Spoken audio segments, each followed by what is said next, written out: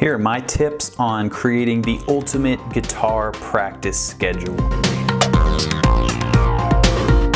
The first thing you want to do is set an exact amount of time that you're going to be practicing each day, and I do mean each day. For the purposes of this video, I'm going to choose 1 hour of practice per day, but you can change it to whatever you want. We're going to structure this hour in 15-minute blocks per day. If I've learned one thing about practicing, it's that you got to keep mixing it up in order to A, not go crazy practicing the same thing over and over, and B, build your versatility. Now you want to establish different areas of your guitar playing that you want to improve.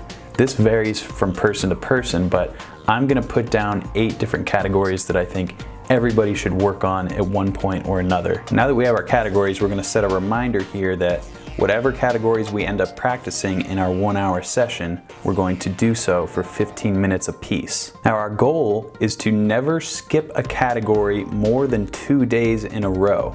This will do a couple different things.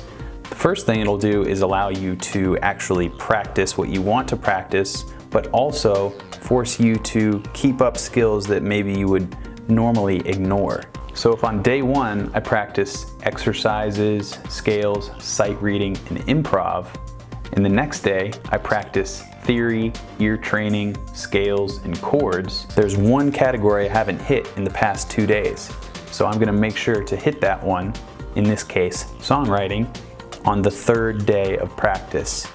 And then I can just continue that path, making sure not to miss any category for more than 2 days at a time. For example, exercises can be things like alternate picking, sweep picking, legato, hybrid picking, etc. Scales could be any scale you want to learn, like harmonic minor, whole tone, melodic minor, and all of their positions, being able to recall these scales in any key at any point. Ear training could be things like learning guitar solos without any tabs or music, or identifying intervals without actually looking at the notes you're playing. Theory could be things like 4-part arpeggios, triad inversions, closed and spread voiced. Now, as I mentioned, this is not a steadfast routine that you must follow to a T. You can change the amount of time you spend per category. You can change up the categories themselves. I think the most important thing is that you do practice each day, because the more you do something, the better you get at it faster.